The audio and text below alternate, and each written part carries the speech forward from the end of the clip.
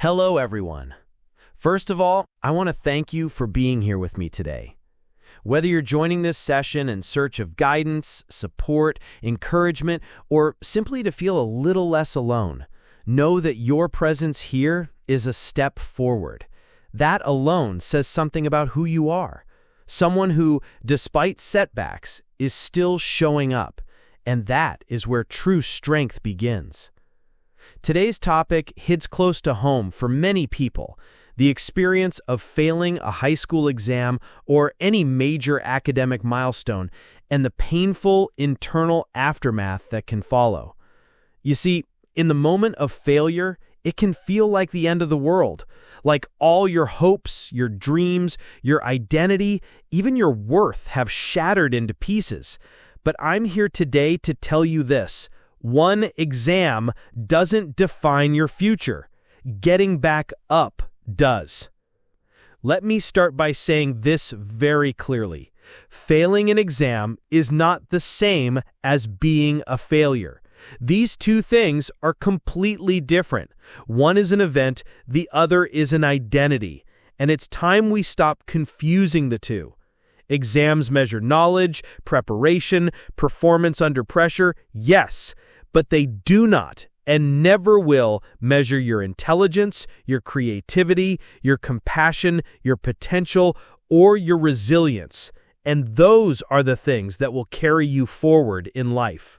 Part 1. The false narrative of academic success. Let's unpack why failing an exam can feel so devastating. Society from a very young age tells us that academic success is everything.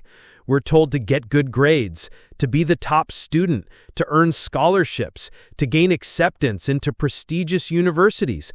And if we don't, we're told we're behind or not good enough. But let me ask you this: how many of the most successful, creative, impactful people in history were top of their class? Not many.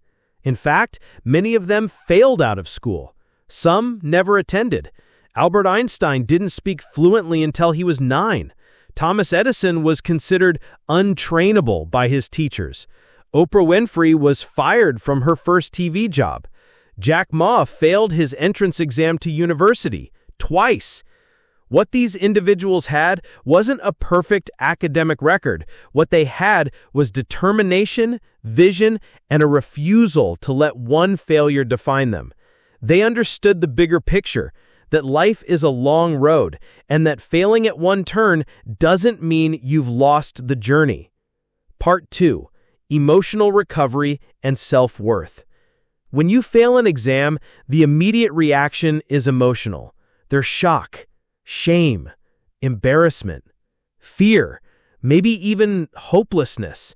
And if you've ever felt those emotions, I want you to know it's okay. You are not weak for feeling sad. You are human. But you must also know that these feelings are temporary. And the most powerful thing you can do is resist the temptation to internalize failure. Don't turn "I failed" into "I'm a failure."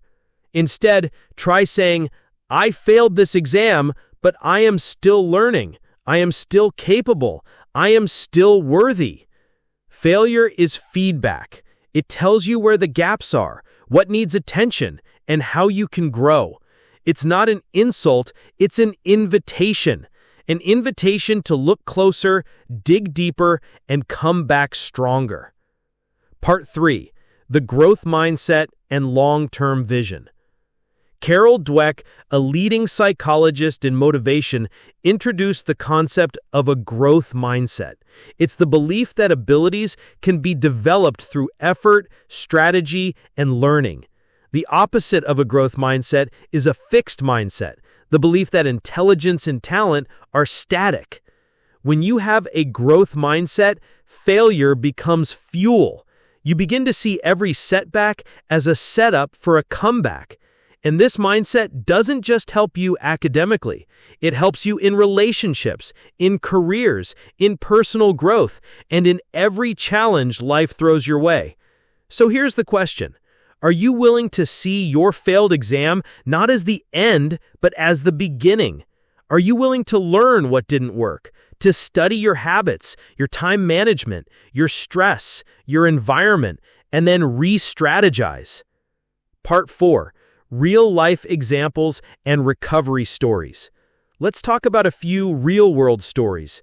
There's a young woman named Sarah. She failed her national high school exam in her country.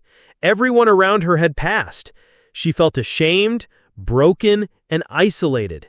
But she didn't give up. She spent a year reviewing, studying harder than ever, and retook the exam. Not only did she pass, she went on to become a doctor. Today, she treats patients with empathy because she knows what it means to struggle. There's another story about Jamal. He didn't finish high school at all, but he was passionate about technology.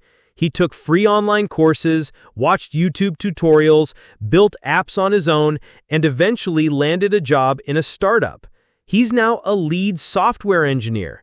His path didn't begin with a diploma. It began with drive. These stories are not rare. They exist all around us, and they're proof that success comes in many forms and on many timelines. Part 5. Practical steps after failing an exam. Let's get practical. If you've recently failed an exam or you're supporting someone who has, here are steps you can take right now. Take time to feel. It's okay to cry, vent, or be upset. Don't suppress your emotions, but don't stay in that place forever. Talk to someone. Whether it's a teacher, mentor, parent, or friend, share your experience. Often, just speaking the words aloud lifts some of the weight. Understand what went wrong. Was it a lack of preparation, poor time management, anxiety? Try to pinpoint the causes. Create a new strategy. Study in different ways. Use flashcards, group studies, past papers. Find what works for you. Stay connected to your vision. Why do you want to pass? What's your goal? Keep that goal visible on your wall, phone, mirror. Let it remind you every day why you're trying. Seek support. Tutors, study groups, online courses. There is no shame in asking for help. Practice self-care. Your brain works better when your body is rested and nourished. Don't neglect your sleep, diet, or exercise. Part 6. Life beyond exams. Let's zoom out. While exams are important, they are not the only way to define intelligence or success. Artists, entrepreneurs, athletes, activists, caregivers, so many people who changed the world didn't score well on standardized tests. What matters most is your character, your courage, your creativity, your ability to connect with others, to lead, to innovate, to care, and those qualities can't be measured on an exam. Sometimes failing an exam is the best thing that can happen, because it forces you to ask bigger questions. Who am I? What do I truly want? How will I get there in my own way? Part 7. Conclusion. Rewrite the narrative. So here's what I want you to remember as you walk away from this talk today. You are not defined by one test. You are defined by your response to that test. Life is a journey full of lessons, not a race to perfection. And every step, including the ones that feel like failures, are part of that journey. Get back up, keep moving forward, try again and again and again. Because success isn't built in moments of perfection, it's built in moments of persistence. Let the world say what it wants. You say this: I'm still here, I'm still learning, I'm still going. And that is enough. Thank you for being here. I believe in you.